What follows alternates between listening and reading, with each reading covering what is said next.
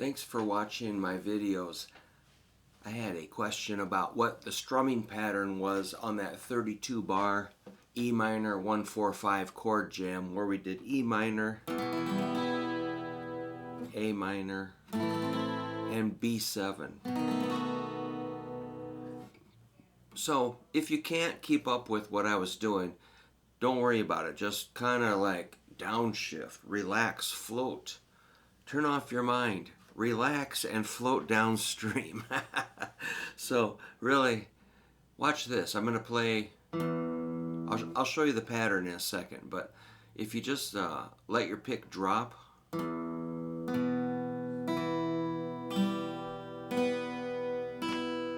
notice I'm not like picking, I'm not doing, oops, or that's kind of what my students look like sometimes. They're kind of flipping out, but just relax and let it drop.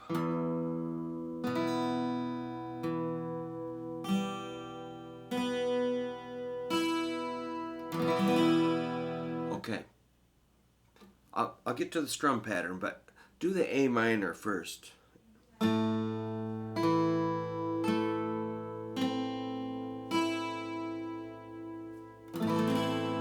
So you got to really relax to be able to change quickly if that's the problem. Here's the B7.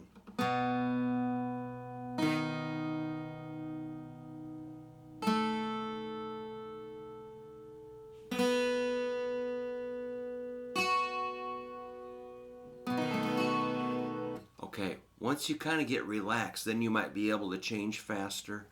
But as far as the pattern, I think I was doing the classic.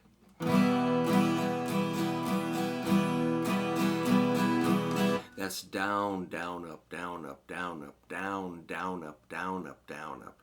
1, 2, and 3, and 4, and 1, 2, and 3, and 4, and so basically, it's just like eighth notes, which I have that on the second page of my chord book, some strum patterns, and if you just do the down, up, down, up, down, up, down, up, that's close. All I'm doing is a little gap after the first strum. So it's down, little space, and then down, up, something like that. With one extra down, up on what I just said.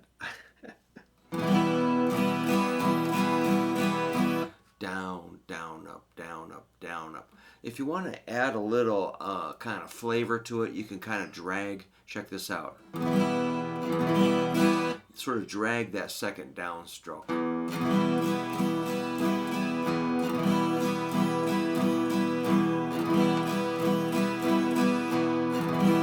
See how I kind of feather it across versus boom, you know? So you kind of float the pick across the strings. Don't shove the pick into the strings, but let the pick kind of bounce off the strings because you're holding it so light.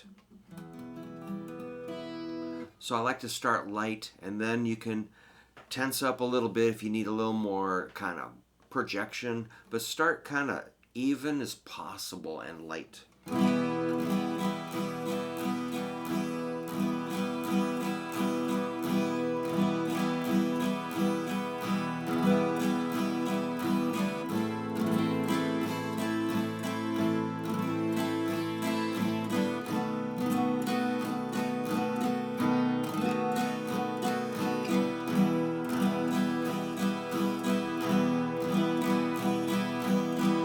Okay, so another thing you can do is pick out the bass note for the first beat. So if it was E minor, you'd start with the 6th string, bass, then down, up, down, up, down, up. So we can make that bass maybe a quarter note.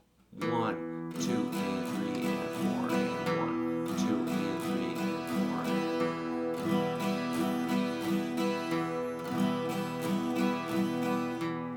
Bass, down, up, down, up, down, up, bass, down, up, down, up, down, up.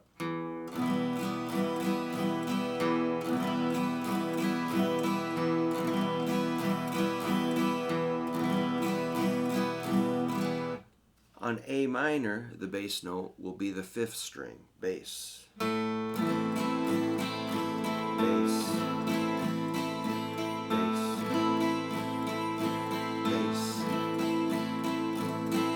when you go to B7, the bass is also the 5th string. You might know all this, but I review it all the time myself. So here's your bass.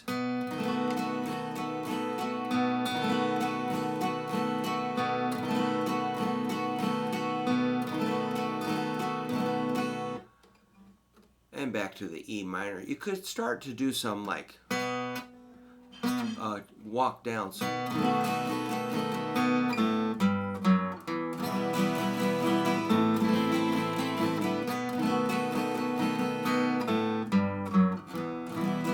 So you can add all kinds of stuff to this. So that was like a B, A, G, F sharp, 2, 0, 3, 2, open. Kind of sounds like People Are Strange by the Doors. So another thing I want to do with this is maybe do some improvising or work on triads. So if you did triads,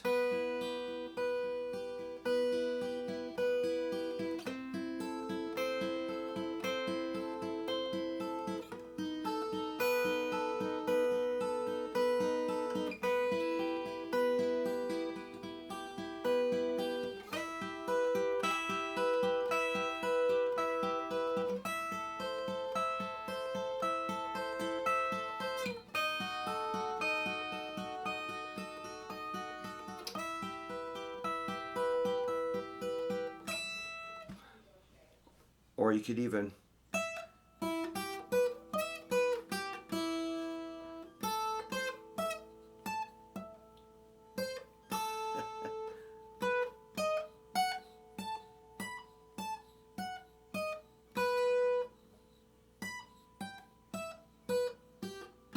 on each chord. So you can kind of hear the chords in there.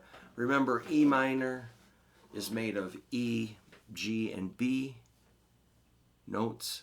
A minor is made of A, C, and E. B7 is made of B, D sharp, F sharp, and A. Those notes will sound good when you apply them over the specific chord. You know, when the E minor is happening, you're going to want to play an E note, a G note, or a B. When it's A minor, remember that shares the E note with the E chord. So A minor has A, C, and E. So the E note, you could stay on that. B7, I think it's got all different stuff. Let me remember. B. Okay, so B is shared with the E chord. The D sharp is not in any of the other chords.